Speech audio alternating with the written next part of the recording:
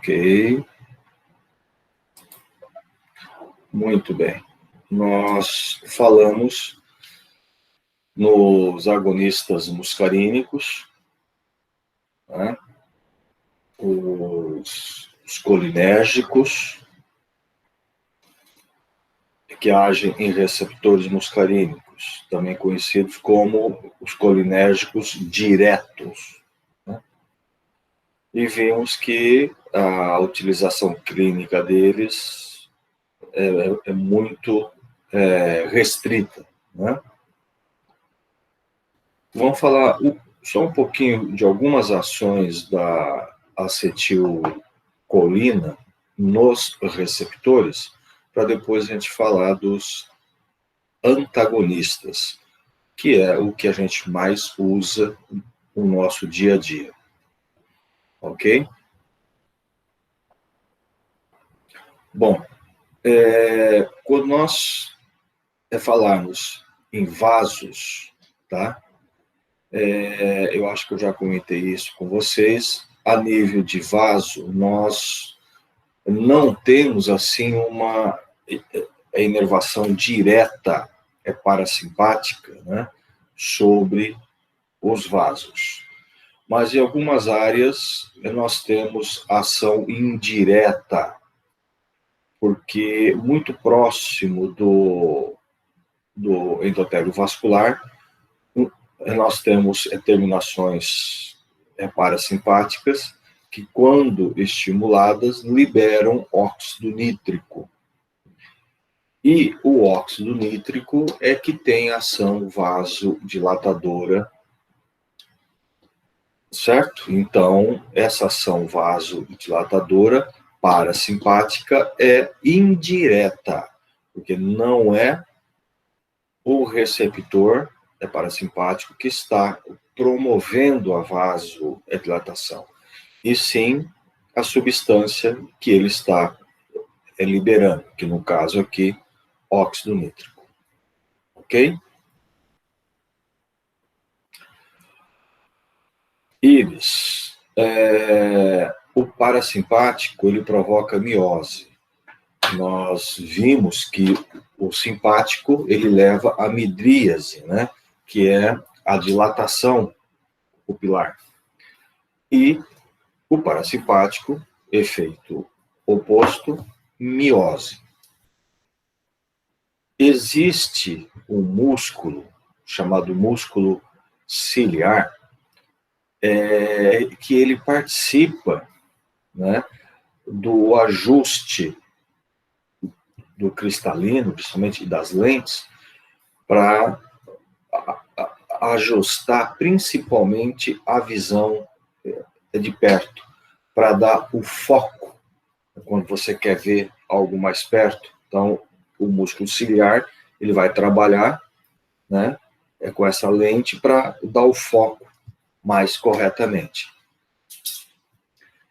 E eu acho que eu falei para vocês sobre o glaucoma na última aula. Alguém lembra?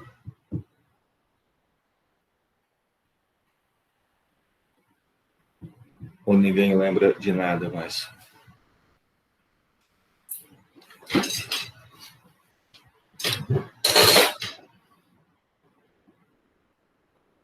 E ninguém fala nada também, né? Nem sim e nem não. Acorda, pessoal! Professor, eu não lembro do senhor ter Oi? falado sobre o glaucoma. Não lembro do senhor ter falado sobre o glaucoma.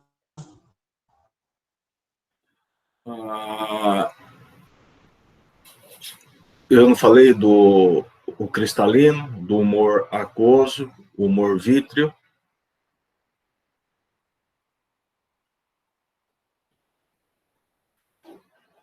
Quando nós falamos...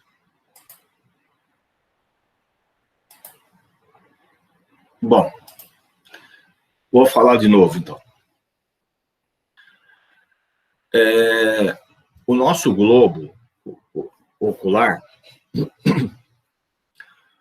nós temos a parte da frente, onde nós temos a pupila, né, a íris. depois, mais ou menos ao meio dele, é que nós temos o cristalino, né? E entre a pupila e o cristalino tem um líquido. Esse líquido é chamado de humor aquoso. E esse líquido, ele é secretado continuamente e depois ele é drenado, né? E esse humor aquoso, ele serve para lubrificar e limpar o cristalino, para que a gente tenha uma visão perfeita. Esse humor aquoso, ele é drenado, tá? Por uns canaizinhos que a gente chama de trabéculas. A abertura dessas trabéculas é controlada por esse músculo ciliar. O músculo ciliar. Ok? Toda vez que eu tenho uma contração pupilar, levando à miose, eu tenho também a contração do músculo ciliar. O músculo ciliar, ele contrai. E a hora que esse músculo ciliar, ele contrai, ele abre esse canal, aumentando a saída desse humor aquoso. Tem pessoas que têm dificuldade na drenagem do humor. Esse canal fica mais apertado, estreito, e o humor aquoso tem dificuldade para ser drenado, gerando um acúmulo desse humor dentro do globo ocular, que leva ao aumento de pressão dentro do globo. Isso que é o glaucoma. Tá? Então, quando eu tenho esse comprometimento para drenar o humor, eu vou ter aumento de pressão. E uma das formas que eu posso melhorar a drenagem é utilizando um colírio colinérgico para gerar miose e automaticamente contrair o ciliar, e aí eu dreno mais. Um colírio que é bastante utilizado é a pilocarpina. Tá?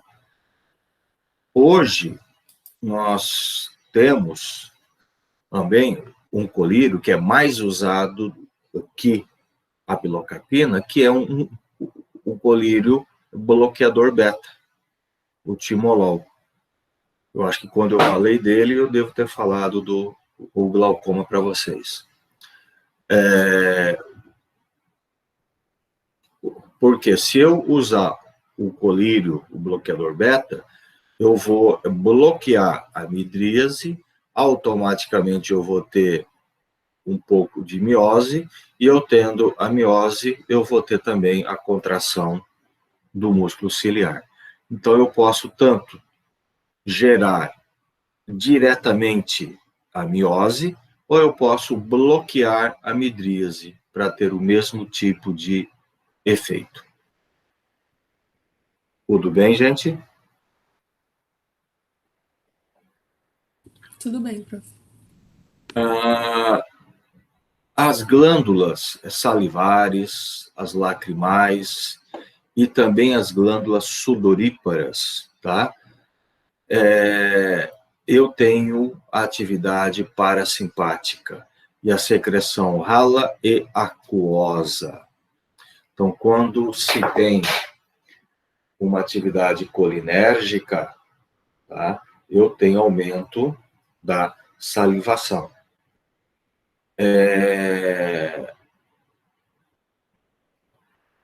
A atividade do TGI, do trato gastrointestinal, é predominantemente para parasimpática. Quando você tem, vamos supor, um enjoo, náusea, vômito, você pode ver que você vai ter também uma hipersalivação. A sua boca vai ficar cheia de água, né? Isso o que é? É atividade parasimpática, tá? Atividade parasimpática. Quando se usa esse colírio que eu acabei de falar agora para vocês, a pilocarpina, muita gente não se adapta bem com ele, porque você usa o colírio, e muitas vezes ele acaba sendo absorvido e acaba gerando muita salivação, que a gente chama de cialorreia, né? A boca cheia d'água. Então, você começa a ter muita atividade das glândulas. Tá? Então, a transpiração também é atividade parasimpática. Tá? Parasimpática. O parasimpático é que aumenta a transpiração. Agora, aí tem uma curiosidade. As glândulas palmares, que estão na palma da mão, e as glândulas plantares, que estão na sola do pé, são, veja bem, preste atenção, eles têm inervação simpática do tipo parasimpática. Veja bem, inervação simpática do tipo parasimpática. Isso é uma exceção. O que eu estou dizendo? Se a inervação é simpática, então essas glândulas, elas respondem a estímulo simpático. Então, você pode ver quando você fica tenso, nervoso, né? Precisa falar, ou transpirando, né? A mão fica transpirando, certo? Isso por quê? Porque você está tendo uma atividade simpática. O nervo que está indo para essas glândulas sai da região tóraco-lombar. Então, é o nervo simpático. Só que, a hora que chega na glândula, aqui, o mediador é acetilcolina e o receptor é muscarínico. Entenderam isso? Por isso que é inervação simpática do tipo parasimpática. Porque a estimulação é simpática, mas quem faz a secreção é o mediador e o receptor parasimpático.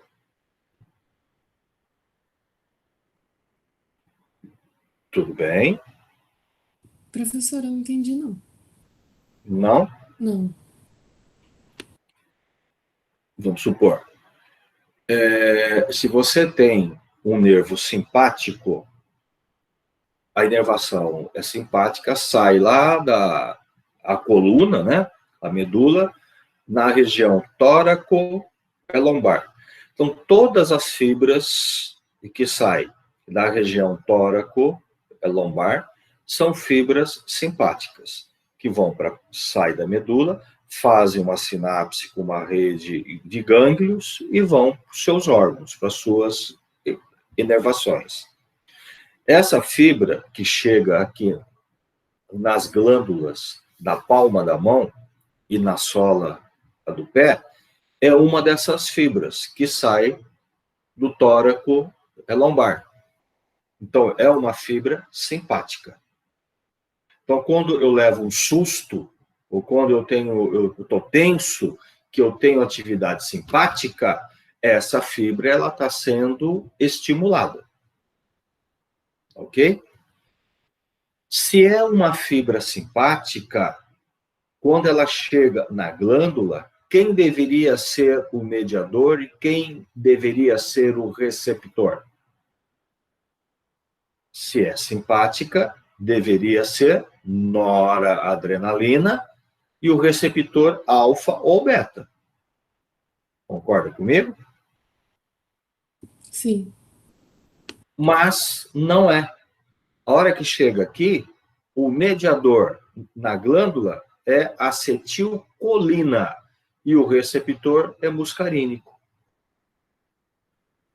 Então, é do tipo parasimpática. O estímulo foi dado simpático, mas o mediador e o receptor é parasimpático. Por isso que eu falo que é a inervação das glândulas, mas só da palma da mão e da sola do pé. É inervação simpática do tipo parasimpática, porque o nervo é simpático, mas o receptor e o mediador é parasimpático. Ficou melhor? Ou não Ficou assim, entendeu? prof. Oi? Obrigada. Tudo Ficou bem? assim. Uhum. Então, às vezes, né, a gente não entende, né, as pessoas não entendem. Pô, se a transpiração é colinérgica, quando eu estou tenso ou nervoso, né, que eu estou tendo atividade simpática, é por que eu transpiro na mão? É essa a explicação. É que a inervação da mão é simpática. Ok?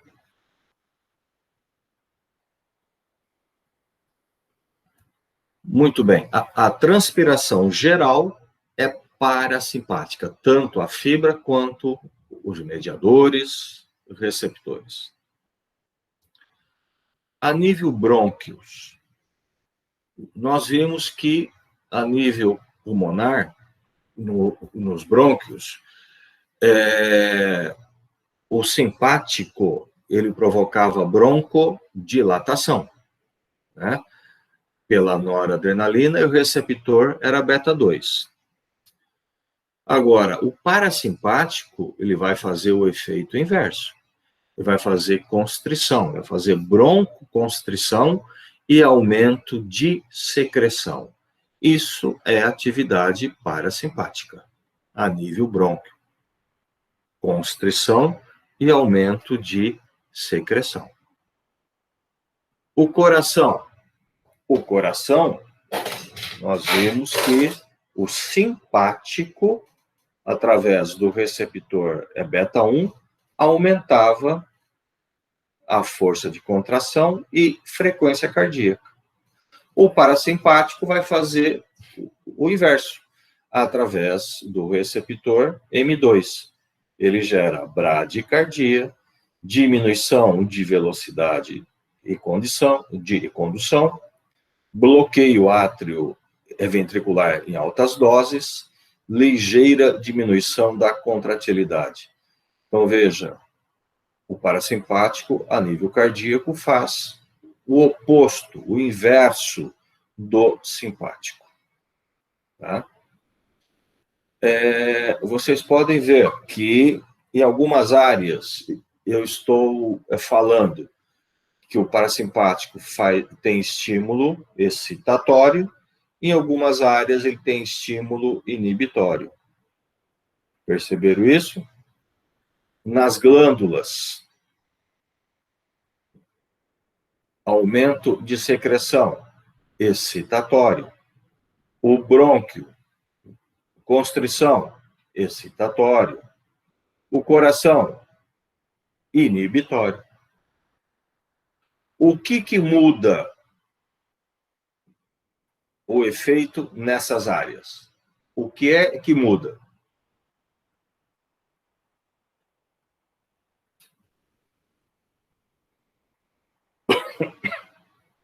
O que faz em alguma área ele ser excitatório, em outra área ele ser inibitório? O que muda, gente?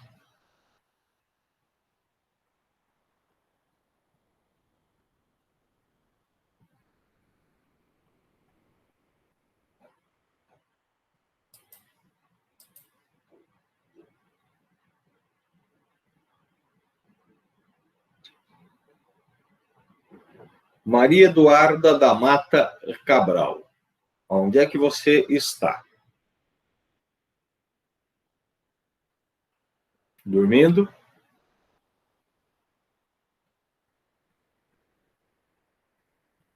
Deve estar.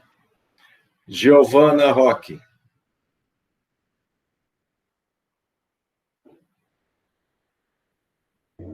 Oi, professor. Está acordada. Isabela Beatriz. Luma. Oi. Carolina. Oi, professor. Ana Maria. Marina.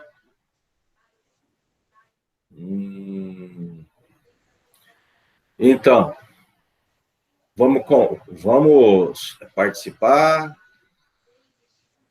Eu sei que é muito cedo, o sono está muito grande.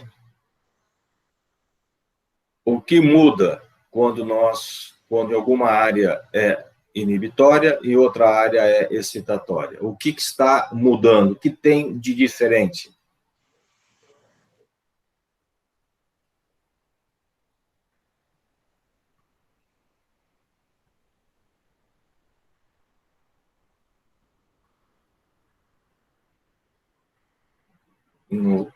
Ninguém vai falar nada?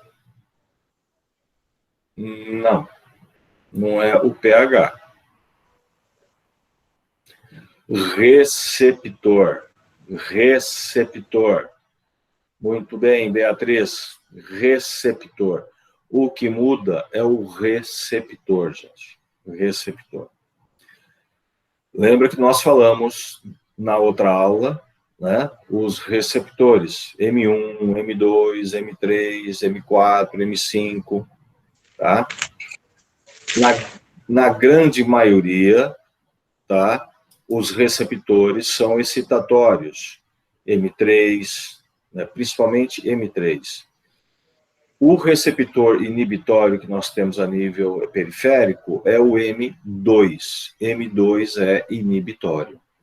Então, eu tenho, tá, aqui nas glândulas, o M3, os brônquios, o M3, o coração, M2. Por isso que tem efeito inibitório, tá? Isso é importante, gente, tá bom? Isso é importante. O estímulo, ele é único, é um tipo só. Agora, se esse estímulo vai estimular o receptor excitatório, e também pode estimular um receptor inibitório. Aí é que muda de excitabilidade para inibição. Receptor. Ok? Trato gastrointestinal. O parasimpático, ele aumenta o tônus, secreções e relaxamento de esfíncter. Então, você veja bem, eu tenho uma mudança de efeito em relação ao trato e esfíncteres. A nível de trato gastrointestinal, né, o predomínio em termos de inervação é parasimpática. Eu tenho o parasimpático, tá, em todo o meu TGI. E a atividade dele é excitatória. Ele aumenta o tônus, aumenta as secreções. Só que a nível de esfíncter, como o esfíncter anal, ele é relaxante. Ele tem que ser o inverso. Se eu aumento o tônus do intestino, eu estou aumentando as contrações, eu estou acelerando o esvaziamento. E aí eu preciso o quê? Relaxar o esfíncter para que aquele conteúdo ele passe. Então, o ato de defecar é um ato parasimpático. Ok?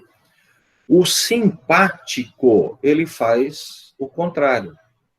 Simpático, normalmente, né, ele leva a um relaxamento, a uma diminuição peristáltica e faz o quê? Contrai o esfíncter. Contrai o esfíncter. Daí vem o ditado popular, né? Você leva um susto, fala, nossa senhora, não passa nem pensamento, né? É porque o simpático estimulado, contração de esfíncter. Tudo bem, gente? A bexiga, a mesma coisa. A bexiga faz a contração do músculo detrusor, que é o músculo que contrai a bexiga, e relaxamento de esfíncter. Então, o ato de urinar também é uma atividade parasimpática, né? Contrai-se a bexiga, relaxa o esfíncter. As glândulas sudoríparas, que eu já falei lá atrás, diaforese, aumento de secreção, tá? Aumento de secreção. Trato reprodutor masculino, ereção. A ereção é atividade parasimpática. A ejaculação é simpática. Ok? Simpática. Útero é variável, né? O útero eu posso ter uma atividade variável, mas normalmente o útero, por ter um predomínio de receptores muscarínicos, eu vou ter contração. Então, a cólica menstrual está participando aí o muscarínico, o M3. Ok?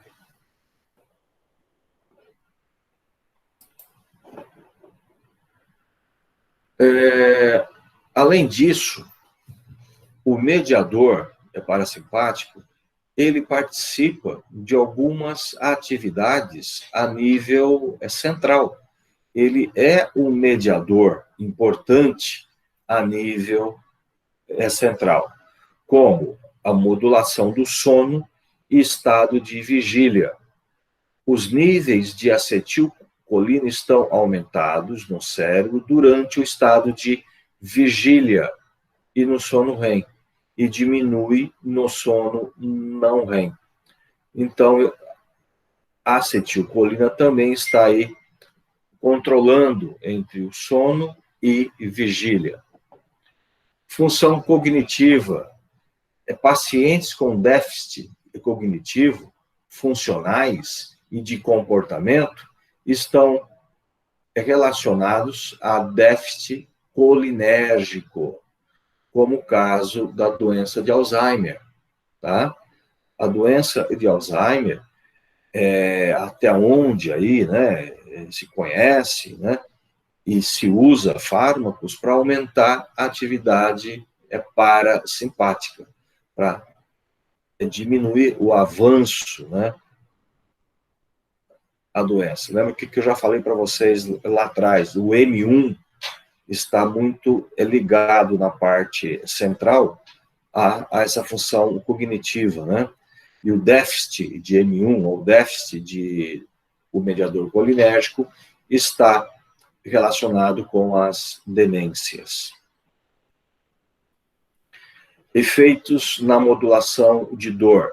Diminuição da transmissão nociceptiva espinhal. Também pode ser aí, né, que a atividade colinérgica está se relacionando com a atividade da dor. Existem fármacos inibidores da acetilcolinesterase que é aplicado no líquido cefalorraquidiano. Para quê? Para aumentar a atividade colinérgica e, com isso, aumentar a atividade de analgesia, inibir essa condução de dor. Então, veja que o mediador acetilcolina, além daquelas atividades periféricas todas, também tem algumas ações a nível central.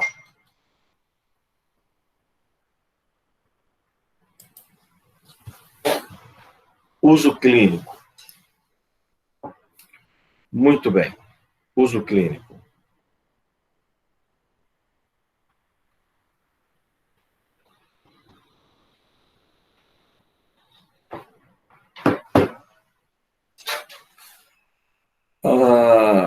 Utilizados principalmente no tratamento do glaucoma. Aí a gente está falando, né, eu já expliquei para vocês, né, a pilocarpina, que é uma agonista, né, de muscarínico, ela provoca a miose, e no que ela provoca a miose, ela contrai o músculo ciliar, abrindo, né, as trabéculas, aqueles canais, aumentando a drenagem do humor aquoso. E aí, diminuindo a pressão intraocular. Beta-Necol, utilizado ocasionalmente para auxiliar o esvaziamento da bexiga ou para estimular a motilidade gastrointestinal. Lembra que eu perguntei aí na última aula se tinha alguma mãe, né, no grupo, e se foi cesárea, o que o médico perguntou para dar alta? Vocês lembram disso? Lembro, professor. Sim, professor. Porque na cirurgia usa um antagonista muscarínico, né? E aí você pode bloquear toda a atividade colinérgica. E aí, então você precisa, se não voltar à atividade sozinha, você precisa usar um fármaco para estimular. E o fármaco que a gente usa para estímulo é o beta-Necol. Ok?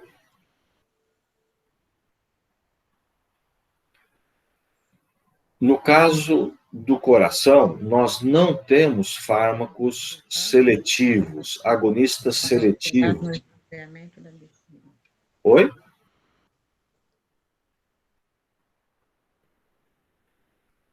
No coração, nós não temos fármacos seletivos para M2.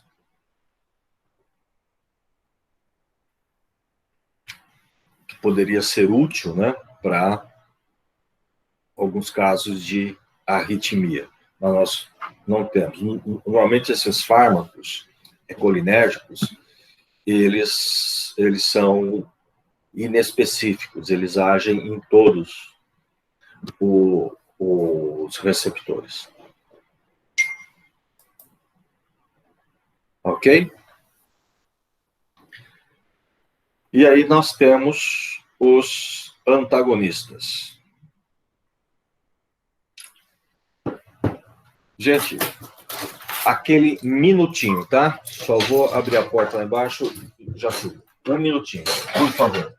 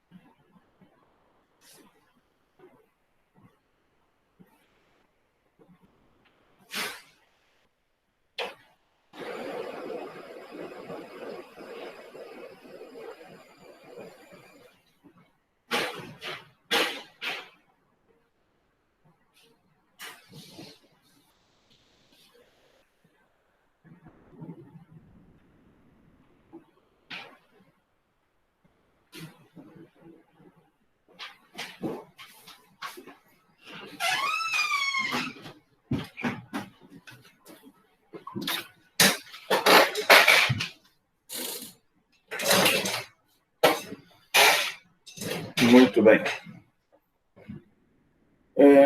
Como nós já havíamos dito, nós temos aí o uso clínico dos antagonistas muito restrito.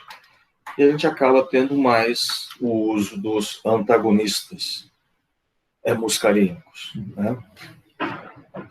E tudo começou com atropina e escopolamina, que são alcaloides, né, encontrados em plantas solanáceas, respectivamente a beladona, a tropa beladona e a figueira do inferno, Datura stramoni. Então, esses derivados, né,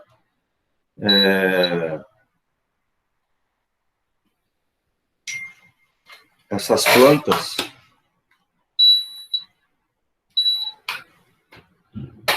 deram origem a esses fármacos. E a atropina acabou sendo, tá, o carro-chefe dessa classe. É a representante maior dessa classe é a atropina. A escopolamina também a gente usa muito, né?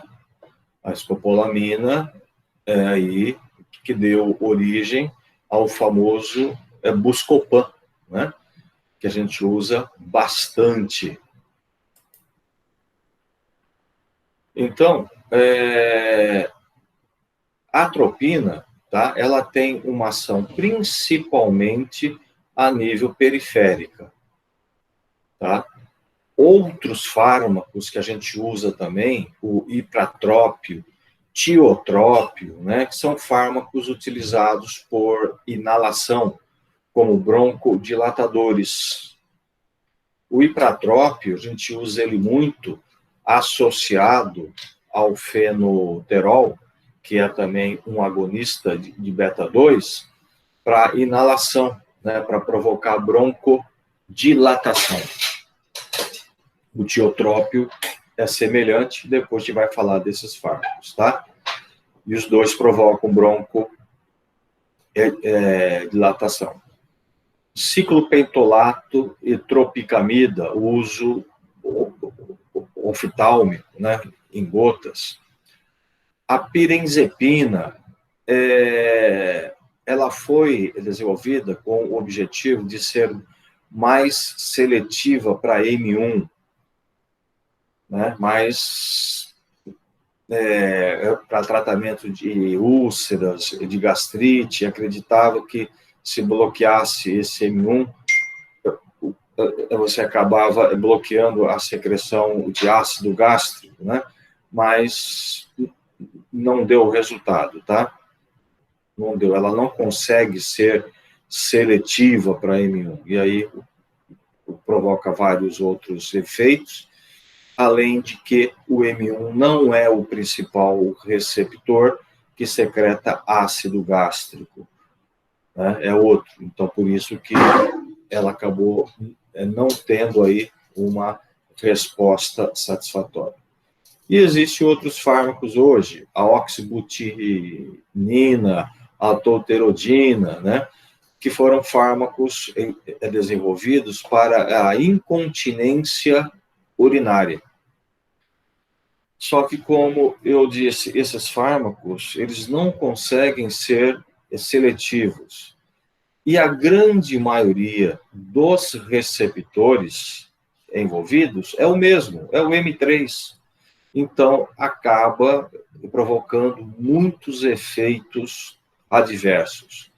O caso da oxibutinina e a tolterodina são fármacos que têm menos efeitos, mas assim mesmo tem, né? Pode dar boca seca, constipação, a visão fica embaçada, porque você perde aquele foco, né, que é dado pelo músculo ciliar. Então, muitos efeitos adversos. Atropina. Se nós estudarmos a atropina, praticamente a gente vai saber tudo sobre os fármacos antagonistas muscarínicos, né? A atropina é o carro-chefe dessa classe. Ela é inibidora de todos os receptores muscarínicos. Então, quando se usa atropina, eu tenho inibição das secreções salivares, lacrimais, brônquicas, sudoríparas. Então, a atropina seca tudo, né? Normalmente, quando sai da cirurgia, né? Eu já falei para vocês que em cirurgias se usa muito atropina, né? E após a cirurgia, você pode ver que o paciente ele reclama muito, né? De boca seca, a boca está seca, os olhos estão secos, a pele se sente muito seca, ressecada. Isso por quê? Porque a atropina ela bloqueia todas essas glândulas, ela bloqueia tudo e dá esse ressecamento, né?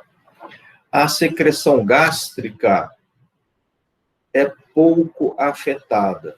Foi o que eu disse ainda há pouco, né? A atropina vai bloquear o receptor M1, que está lá na célula parietal, que é um dos receptores que estimula a secreção gástrica, mas não é o principal.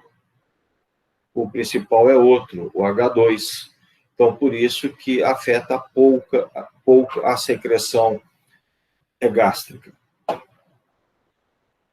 A depuração mucociliar é inibida pela atropina, com tendência ao acúmulo de secreções pulmonares. Isso aí, lembra que a gente falou já disso? O epitélio o sistema das vias aéreas é o epitélio pseudo-estratificado ciliado, né? E eu tenho lá várias células caliciformes que secretam o muco constantemente, e os batimentos ciliares removem esse muco constantemente. Quando eu uso a atropina, eu bloqueio esse movimento ciliar, eu bloqueio, eu deixo a secreção mais seca, né? Mais viscosa, e aí eu dificulto essa depuração. E isso pode gerar acúmulo de secreção e pode aí até provocar infecções. O ipratrópio. O ipratrópio, ele é bastante utilizado em inalações, né? A gente usa muito ele, e parece que na clínica, tá? Na clínica, o ipratrópio ele não demonstra um comprometimento com a atividade mucociliar, tá? A gente não percebe isso na clínica.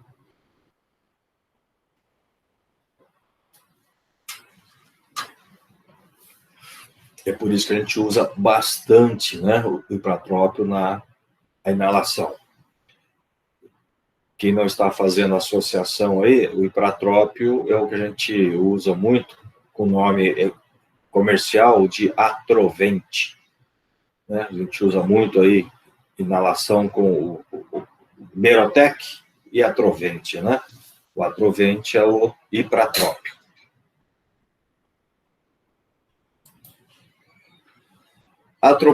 Atropina, com relação à frequência cardíaca, ela provoca taquicardia moderada por bloqueio muscarínico cardíaco, por não haver qualquer efeito sobre o simpático. Então, quando se você usa atropina, tá? Ela não mexe com atividade simpática. Ela só vai alterar a atividade parasimpática, né? Então, você tem o bloqueio do M1, M2, e o M2 é que vai reduzir a frequência cardíaca, toda essa atividade. E aí, então, se você está bloqueando, você perde a inibição. E a tendência, então, é você ter aumento da frequência cardíaca. Agora, gente, o uso da atropina tem uma coisa, tá? O anestesista, né, que usa muito a atropina, ele tem que saber trabalhar bem com a atropina, tá? E por que isso? Porque se você usar uma subdose, uma dose baixa da atropina, ela leva ao efeito paradoxal. Ela leva ao efeito contrário e ela pode até gerar parada cardíaca. Tá? E por que isso?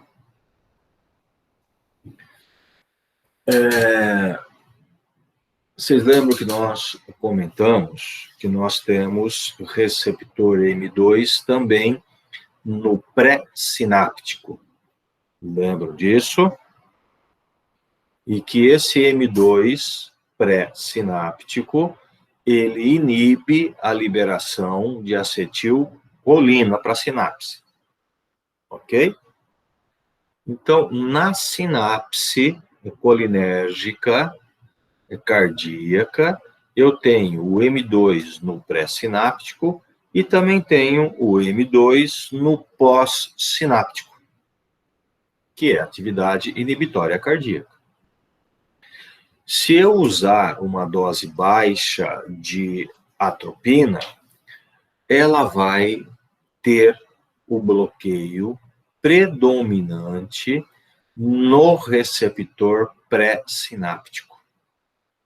Primeiro ela age no pré, para depois ela agir no pós. É uma preferência que ela tem. Então, se eu usar uma dose baixa, eu vou inibir o M2 pré-sináptico, eu vou inibir a inibição da acetilcolina. E aí eu passo a ter o quê? Aumento de acetilcolina. Eu aumento a acetilcolina e aí eu aumento a ligação dela ao M2 pós, provocando bradicardia e até a parada cardíaca. Entenderam isso, gente? Alguma dúvida aí? Não, prof, tranquilo.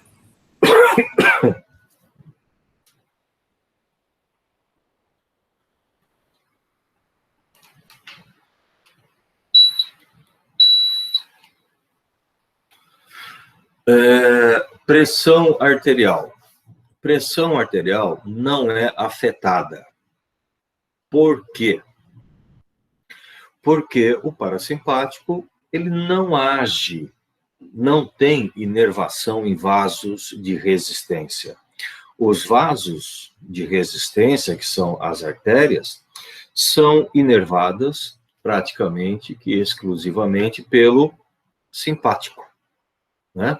Eu não tenho atividade aí do parasimpático. Então, é por isso que, a nível de pressão, eu não tenho grandes atividades. Ok?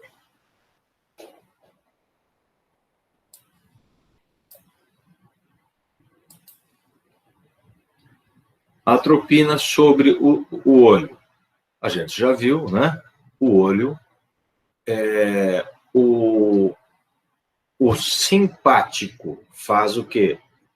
Midríase, que é a dilatação. O parasimpático faz miose, que é a contração. Se eu estou utilizando atropina, eu estou bloqueando a contração. Então, eu vou ter dilatação. Ok? E eu perco, tá, aquele reflexo, tá, de luz. Vocês já viram, pelo menos em filme, né? Quando o médico abre o olho e coloca a lanterna no olho, põe e tira a lanterna, é para ver o quê? Para ver se o paciente está com reflexo, né? É o reflexo pupilar. Porque a hora que você põe a luz, automaticamente eu vou ter atividade colinérgica, eu vou contrair para entrar menos luz. Eu tenho a miose. Quando eu tiro a luz, a tendência o quê? É eu ter a midríase para entrar mais luz. É esse teste que a gente faz. Quando o paciente está intoxicado por atropina ou por algum outro fármaco colinérgico, ele perde o reflexo. Você põe a luz, tá? Ele não consegue contrair, tá? Ele mantém o olho dilatado.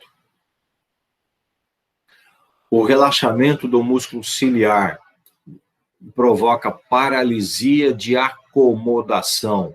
A gente chama de cicloplegia, comprometimento da visão de perto. Então, quando você usa atropina, gera cicloplegia. Você tem dificuldade de enxergar de perto, fica tudo embaçado. Quem já tomou Buscopan na veia deve ter sentido esse mesmo tipo de efeito.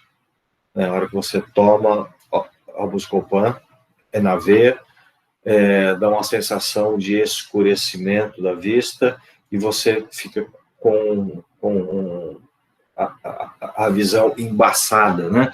Você perde o foco, você não consegue dar foco, principalmente para perto. Então, isso aí é provocado pelo bloqueio parasimpático. Agora, gente, se eu tenho, tá? Se eu perco essa contração pupilar, eu perco a miose, eu estou prejudicando o quê? Eu estou prejudicando a drenagem do humor aquoso. Lembra, para mim ter uma boa drenagem do humor aquoso, eu preciso ter miose, a contração. Se eu estou usando o anticolinérgico, eu não vou ter a miose, eu não tenho a contração do músculo ciliar, e eu gero, então, um acúmulo de humor aquoso, e eu posso aumentar a pressão intraocular, importante apenas para pacientes com glaucoma. Então, pacientes com glaucoma deve-se evitar fármacos anticolinérgicos, tá? Tudo bem, gente?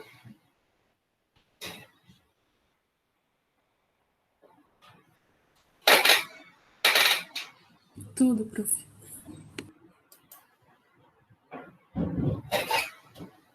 Gastrointestinal. Inibição da motilidade. Doses maiores e efeito não completo. Isso se deve a outros mecanismos. Bom, aqui, gente, a nível gastrointestinal, né, se a gente for ver,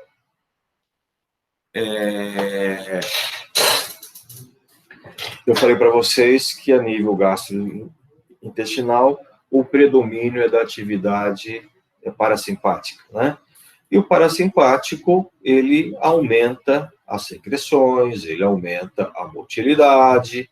Então, se eu estou usando atropina, eu deveria ter o quê? Diminuir a secreção e ter uma diminuição significativa da motilidade. Poderia até ter uma paralisação da motilidade. Só que quando eu uso a atropina, a nível de estômago, esôfago, tá? Eu não percebo tanto, eu percebo sim a diminuição, a redução, mas não é um efeito completo. Eu não gero a paralisação, salvo alguma exceção, mas eu não gero essa paralisação. E aí, os estudiosos, né, quando eles começaram a fazer testes, né, inibe o simpático, inibe o parasimpático, eles perceberam que, mesmo inibindo, algumas atividades continuavam. Pô, mas o que tem aí? Aí foram estudando, foram pesquisando e viram que, a nível gastrointestinal, existem outros mediadores excitatórios, como também outros inibitórios.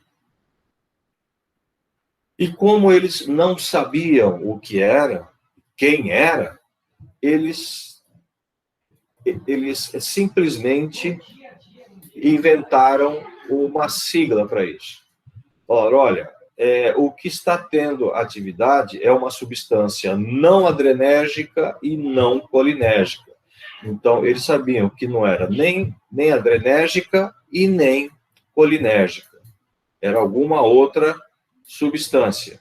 E é então que deram o nome de NANC. NANC, tá? Não adrenérgico e não colinérgico. Então, quando se usa um bloqueador muscarínico e continua tendo atividade excitatória, é porque tem algum NANC agindo a nível gastrointestinal. Tudo bem, gente? Ok? Ok, prof. Em condições de aumento do peristaltismo, estão sendo desenvolvido antagonista seletivo para M3. Quando nós temos aumento de peristaltismo, ainda a única coisa que a gente usa é a escopolamina, que é o Buscopan, né? Quando você está aí com cólica intestinal, tal, a gente usa o Buscopan. Não temos outra alternativa.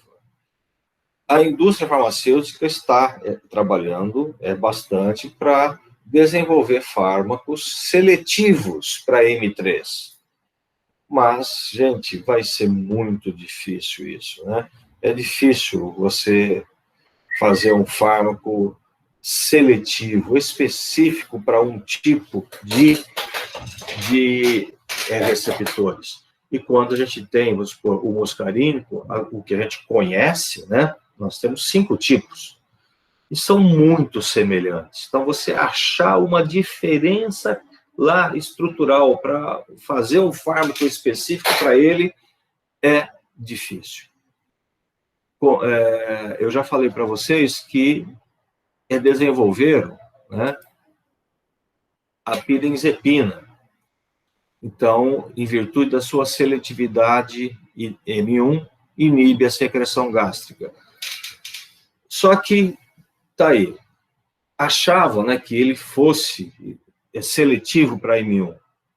Tá, para inibir o quê? A secreção gástrica. Aí viram que o M1, ele não é o principal para a secreção gástrica, então não inibia significativamente, e que também essa seletividade para M1 não era 100%. Ele também age em outros, sim, em menor proporção, sim, em menor, mas também age. Então, também gera muitos efeitos adversos. Por isso que a pirinzepina não é usada mais, no caso só de experimentação.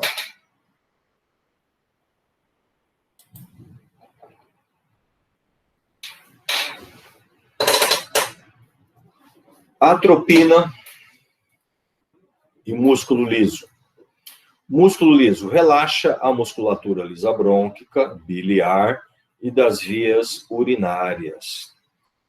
Todo esse músculo liso, eu tenho aí M3, né? O parasimpático, ele contrai toda essa musculatura. E se eu estou usando atropina, que é um bloqueador, ele vai relaxar toda essa musculatura. A atropina relaxa, então, a musculatura lisa brônquica, levando a uma broncodilatação, relaxa os ductos biliares, relaxa as vias urinárias, relaxa a contração do rim, né? E é por isso que ela serve para praticamente todo tipo de cólicas. A broncoconstricção causada por anestésico é evitada, já provocada por mediadores locais, como histamina e leucotrienos, não é afetada. Veja, os anestésicos, eles tendem a causar broncoconstrição. Por isso que eu disse que é utilizado praticamente em toda a cirurgia, as cirurgias, né, atropina.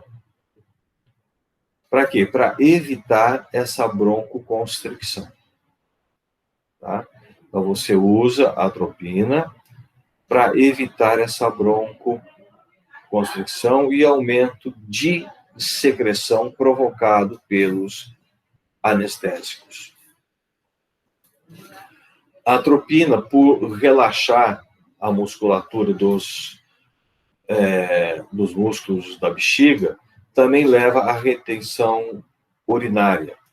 Em homens idosos com aumento de próstata, isso pode ser prejudicial, né? Os homens, a partir dos 60 anos, começam a ter uma hipertrofia prostática, né? O que já dificulta bastante a micção.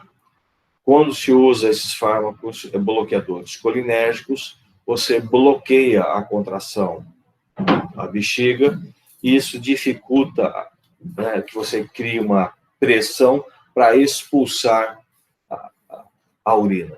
Então, isso é complicado. Então, nesses pacientes, quando você usa atropina, você pode gerar aí um acúmulo muito grande de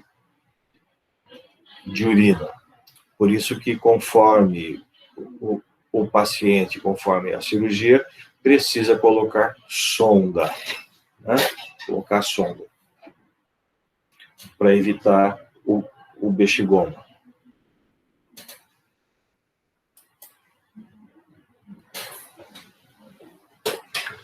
A nível de SNC, produz efeitos principalmente excitatórios. Intoxicação por atropina é observada principalmente em criança de pouca idade, com acentuada excitação, irritabilidade, que resulta em hiperatividade e considerável elevação da temperatura corporal, acentuada com o bloqueio da sudorese. A intoxicação é revertida com agentes anticolinesterásicos.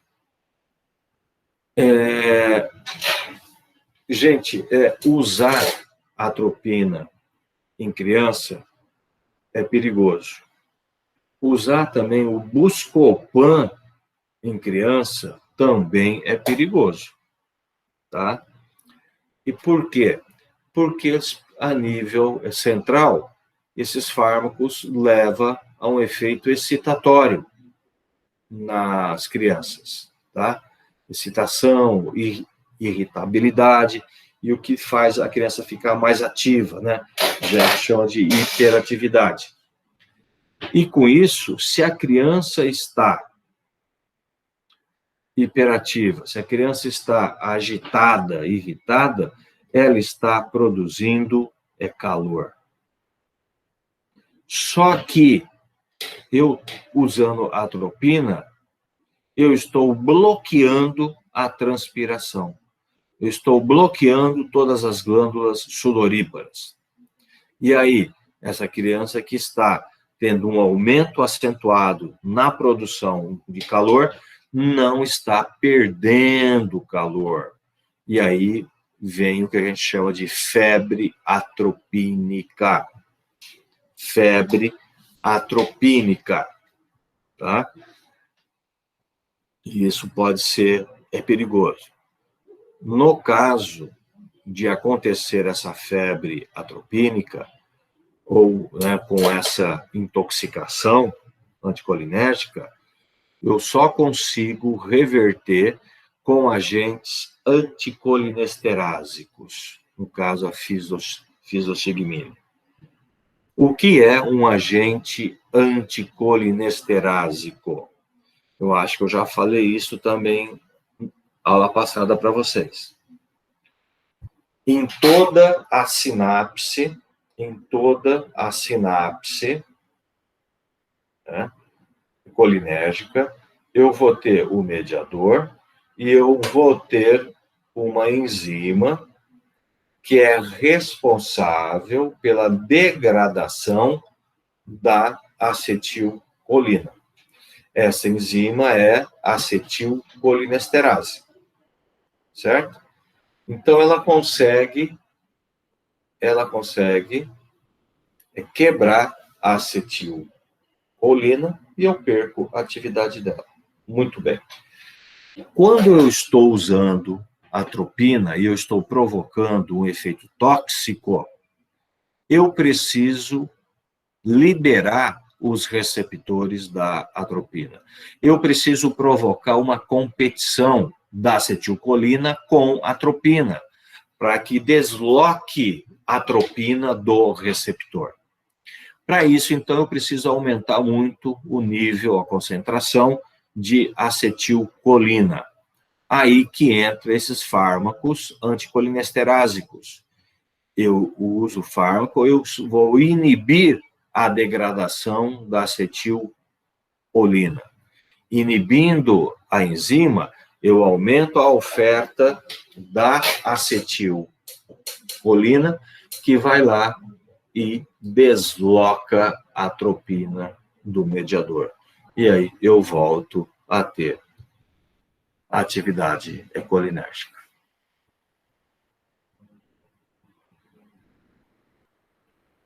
Tudo bem, gente?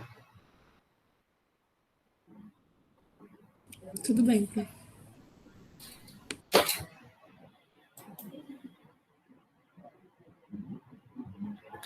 A escopolamina, gente, o famoso Buscopan, né? Em baixa dose vai provocar a sedação, porém efeito semelhante à atropina em doses maiores. Tem também o efeito antiemético, né? Usado para cinetose. Cinetose, gente, é aquele enjoo, aquela náusea por movimento. Na hora que você anda de carro, de barco e de avião, né? Que você mexe o labirinto, e o labirinto estimula o nosso centro vestibular, e o nosso centro vestibular estimula a nossa área quimiorreceptora do vômito. Então, aí você tem náusea e tem vômito.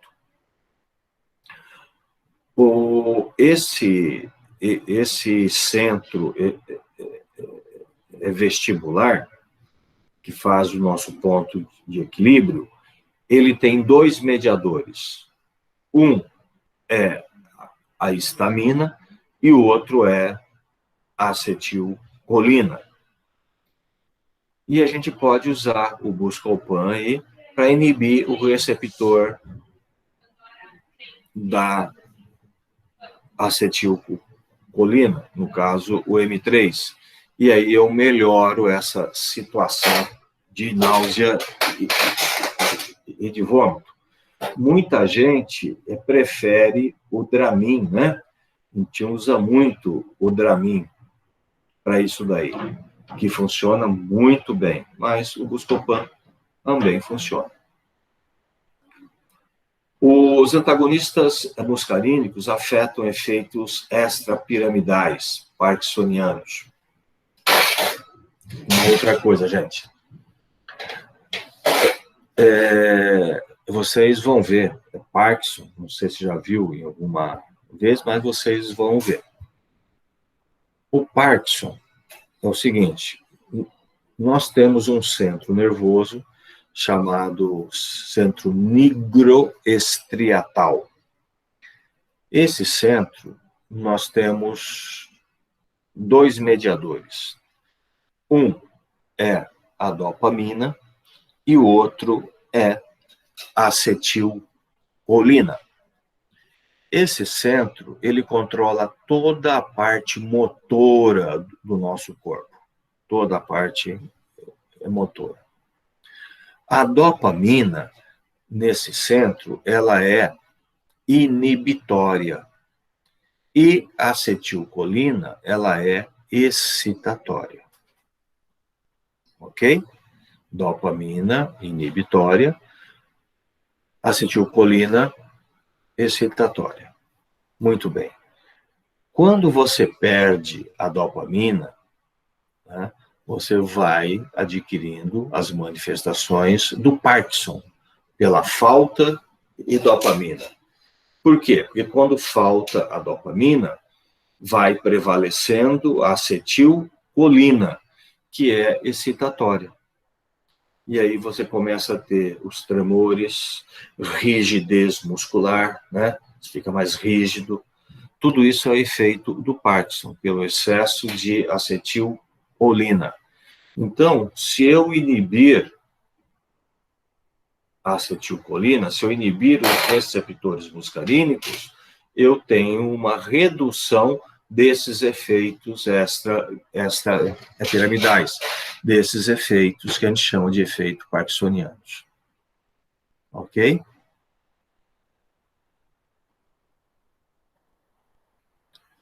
E vai gerar uma inatenção e redução da velocidade psicomotora. Então, os inibidores colinérgicos podem reduzir aí essa velocidade psicomotora.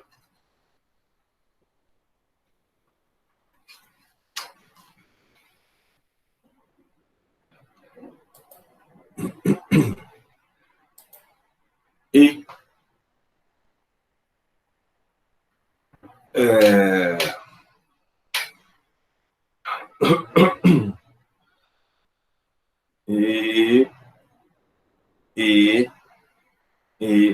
eu paro aqui.